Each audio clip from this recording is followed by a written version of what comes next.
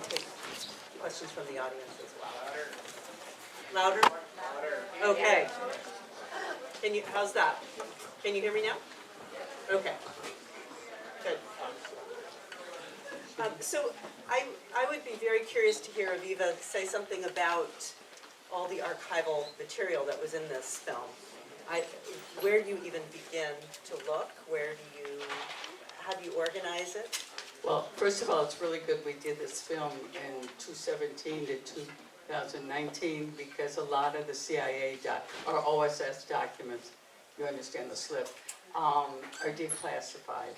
Also, I have to really thank the Princeton Library because not only was it a repository for these interviews that were done 30 years ago, but a lot of the stuff on Moe, but also Moe's sister gave a lot of material to the New York Public Library, and Moe's brother, by the way, they didn't talk for years towards the end of their lives. Moe's brother Sam gave a lot of material to the Newark Public Library.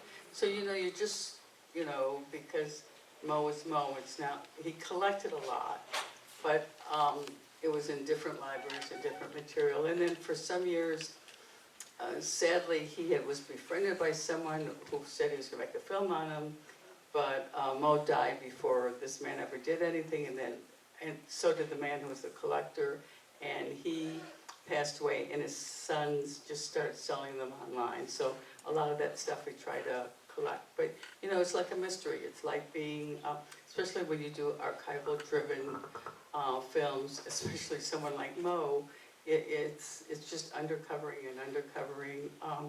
And we were also very lucky, like I said, there were others had, you see Ray Fox at the end of the film and earlier, he had actually been commissioned by Harvey Weinstein before we knew how horrible Harvey was, to write a script on Moe Berg. So he knew a lot, and he knew some of the materials were. Robert Kaplan also for decades was trying to make a film on Moe, produce it, so that, it was really helpful. As I said, I just found out a couple hours before the film, a couple hours ago, there was another script written.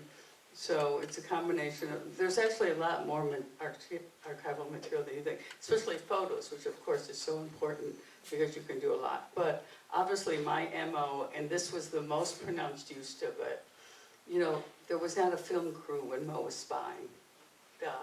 But there were OSS sort of like practice, sort of training films that we intersperse. And then I think oftentimes Hollywood does it really well. And I don't need to go stage and find actors because we were able to, use that. However, caveat is one cost. And luckily, thanks to William Levine, I did have some funds for that, where you have to call and negotiate. And then there's the thing about you can only use scenes if they're close to each other. And the film was all locked. And I am, I'm having a forgetful memory the older I get, but I think I'm selectively forgetting. But there was one Hollywood entity that said to us, but no, you have to have at the bottom of the film what it was, what the studio was. So I called Barbara, and great editor Barbara Bello, who actually lives in Virginia, and just worked on the film that Diana just worked on, who you should mention because it'll probably be in the fall, here next year. In any event, I called Barbara and I had woke up the next morning and I said, I just can't do it. I can't have in these most tense scenes to identify what Hollywood movie. But it turns out we had stuff from other films, so it could really work out. But the footage for Switzerland, I was going to go and shoot it, but then we found out this great DP, director of photography, had been filming Zurich for many years. And it turns out a lot of it still looked like back then. And then the story about the shoes I just love. And Barbara, the editor, had found a footage about, a shoe being made, back then, because they really did make shoes that way. I also love the whole story of the shoe was too small. And as a matter of fact, there's an OSS film where the guy is discovered because he eats American style and not European style in a restaurant. And the German catches it. And it's those little small nuances. And at one point, Dulles was running Switzerland for the OSS. And he and Moe did not get along. And one problem with Moe, first of all, he always wanted to be in the CIA, and he did a couple missions, but he never then went on to become a member of the CIA.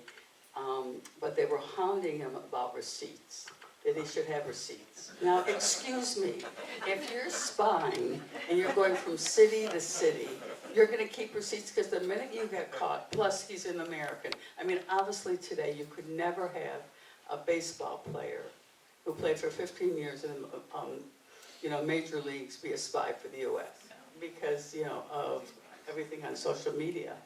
And as it is, he was risking it because of that, and also because he's a Jewish male, so he could be easily discovered, and tortured. So I think everything he did was of great risk. And, for me, I'm just going into the stories that I know, that I like to tell. But it's, you have to find the people that can tell the stories. And the thing that Moe is most famous for, and, it's the Heisenberg story, and obviously that deserves it.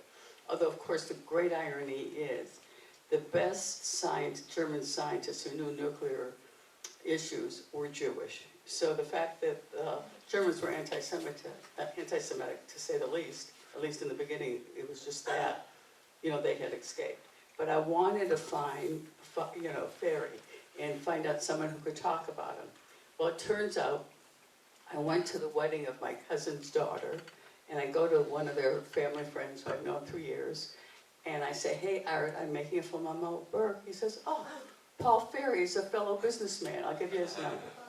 So that really worked out well. But what was wonderful is obviously, because as a young boy he had been in Italy, he had had these paintings made, and it was just perfect. And we're going to have a DVD out, I'm hoping by Hanukkah and Christmas, but don't hold me to it. And the story even goes on that Moe did not get Antonio Ferri out. Another OSS person did. And what did? They went through Casablanca. So how many of us, our favorite film is Casablanca? I figure they even went to Rick's, right? But what happened is they got robbed that night. And they got robbed of their passport and their money, but not the box of the tests, all the paperwork of all the important thing he did with the speed rockets. So they arrived in Newark, and of course they called into FDR, and FDR said, no, they can get in. And that's what really elicited FDR saying, tell the spy he's still catching very well. That was a great quote. Yeah, and then I can go on. So I always try to get someone in Congress or someone who represents Washington. Like for You Who Mrs. Goldberg, I had gone to the French embassy when I was making the film, and I ran into, not literally, Justice Ginsburg. It was before she was called RBG. And I mentioned I was making a film on Gertrude Berg, who wrote and produced and starred in the Goldbergs. And she said, oh, I used to love this show. So she agreed to be filmed. So I filmed her for You Who Mrs. Goldberg. And you have to know that part of the reason I'm here today is over 40 years ago, I had gone to law school, did very well, but I flunked the bar. I do not do well on multiple choice questions. So I always thank the DC bar for flunking me. So I filmed her, and that night I get on the computer and I emailed everyone I went to law school with and said, Aviva finally got to the Supreme Court, but she just did it her way. So I was thinking, who can I have from, Moe Berg?